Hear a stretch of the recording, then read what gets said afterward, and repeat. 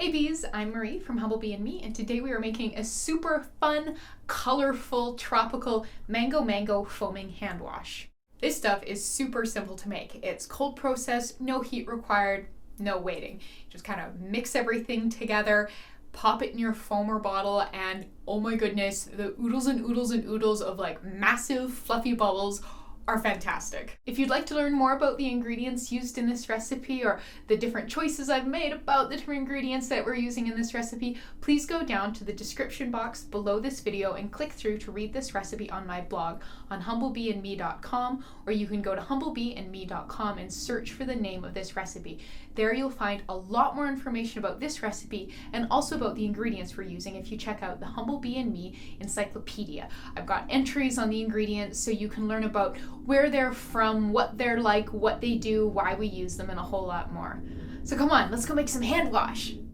All right, so here's everything we're going to need. We're making quite a large batch, 1,000 grams, because I just keep running out of hand wash. So in this large 4-cup or 1 liter heat-resistant glass measuring cup, I already have 100 grams of vegetable glycerin. And to that, we're going to add 100 grams of sodium Laureth sulfate. And this is not the same thing as sodium lauryl sulfate.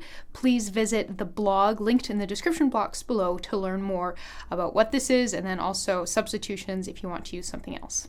And 80 grams of Cocamidopropyl betaine. I'm going to give that a bit of a stir there. The sodium Laureth sulfate, as you can see, is really quite thick and blobby. So we're just going to blend that together. Now is a good time to stir because there's not a bunch of water in here, so we won't work up quite as much lather as we would if we were trying to stir it after we'd added all the water. Now we're going to add our fragrance, our color, and our preservative. So for color, we are using 0.4 grams of orange lake dye. You'll need 10 grams mango fragrance and 5 grams liquid germall plus. Now we're going to start slowly adding our water. This is 704.6 grams of water.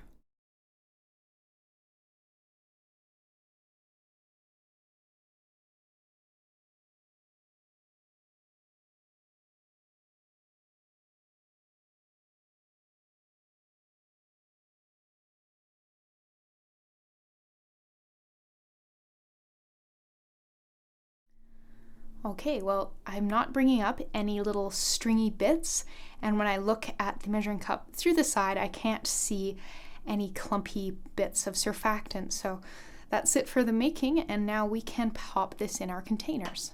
My plan is to fill up this bottle and then use the remainder to refill it as I use up the hand wash, because I go through a lot of it.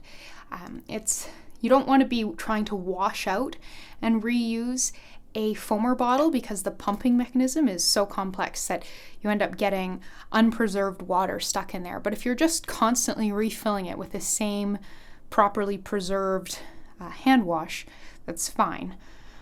So we can fill this up here.